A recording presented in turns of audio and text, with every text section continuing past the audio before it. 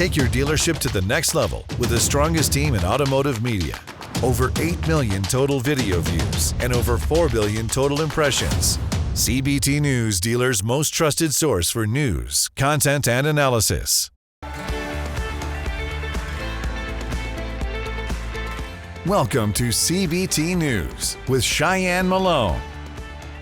Hey there, it's Tuesday. I'm Cheyenne Malone. Thanks for watching CBT News. Let's get started with today's top stories. Automotive dealers in Florida are assessing the impacts of Tropical Storm Debby, which made landfall as a Category 1 hurricane near Steinhatchee, Florida on August 5th. The storm, which weakened to a tropical storm, brought heavy rain, gusty winds, and flooding to southeast Georgia and southern South Carolina. Ted Smith, president of the Florida Automobile Dealers Association, expressed concerns for the region between Tallahassee and Jacksonville, but noted that the storm was less severe than anticipated.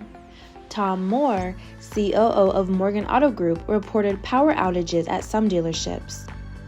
Castriata Chevrolet in Hudson experienced minor roof leaks but avoided flooding, with service appointments largely unaffected.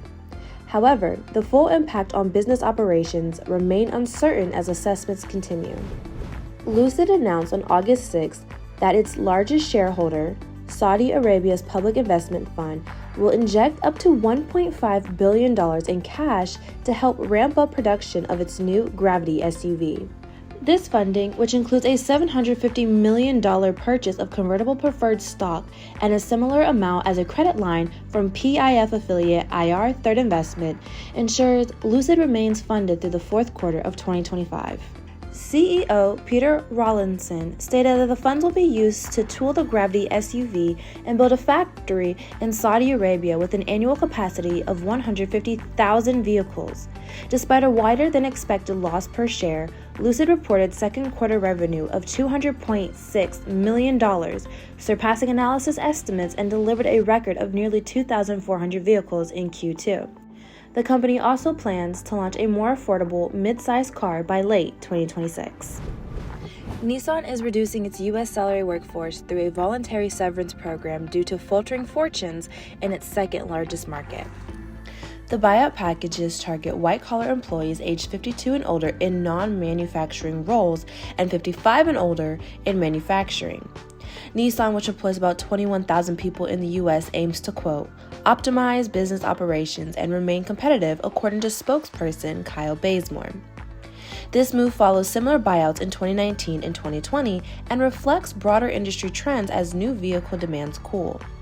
CEO Makoto Ushida attributed the poor financial performance to the U.S. operation, citing a 3.1% decline in sales to about 237,000 vehicles. Uber exceeded Wall Street expectations for second quarter revenue and core profit, driven by strong demand for its ride-sharing and food delivery services. This news bolstered the company's shares by 5% pre-market. CEO Dara Khosravi highlighted robust mobility growth, particularly in Latin America, Australia, and India. Uber's revenue increased 16% to $10.70 billion, with gross booking raising 19% to $39.95 billion, surpassing analyst predictions. The ride-sharing segment saw a 25% revenue increase to $6.13 billion, while the delivery business generated $3.29 billion. Khosrowshahi noted that customer spending on restaurants and delivery remained strong, bolstered by expanded grocery partnerships with Instacart and Costco. Don't go anywhere. We'll be right back with Sean Gardner, instructor and sales trainer at the Joe Verde Group, to discuss how salespeople should handle out-the-door price objections. Take your dealership to the next level with the strongest team in automotive media. Over 8 million total video views and over 4 billion total impressions. CBT News, dealers' most trusted source for news, content, and analysis.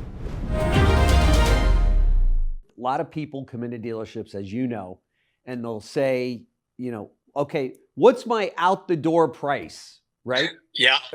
I don't know if they were taught that by their parents or where they learned this whole notion of out the door price. Because so many people, 80% of the people buy on payments anyway. So you never hear them say, what's the out the door payment?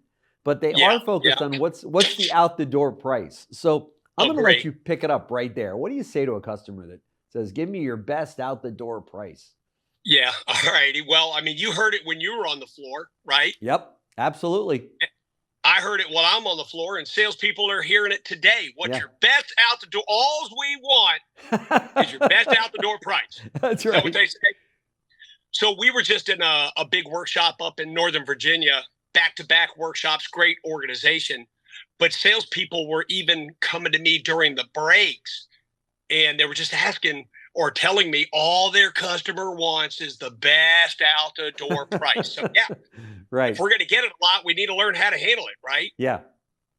So Jim, first of all, some of it, not all of it, but some of it could be when we were selling cars, a little bit of our own fault.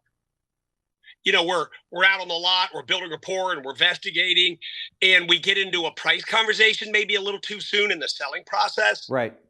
You know, we start asking the customer, you know, what kind of price range are you looking to stay in? And then we back that up by trying to discover maybe a little bit of their trade situation. And then we're trying to ballpark things. So we're getting a little too price focused throughout the selling process. And that could make it tougher for us later on. And then also to boot, check this out. You know, we do a good job with the selling process. The customer seems to like us. They seem to like the car. And we're trying to transition into the write-up.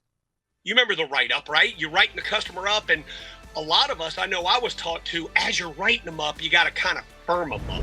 Well, that does it for us for today. But remember, it is easy to stay up to date with the most recent news and trends influencing the retail automotive industry. All you have to do is follow us. We are on TikTok, LinkedIn, Facebook, and X, formerly known as Twitter. I'm Cheyenne Malone. You have a good one. CBT News, your #1 resource for auto industry news and content.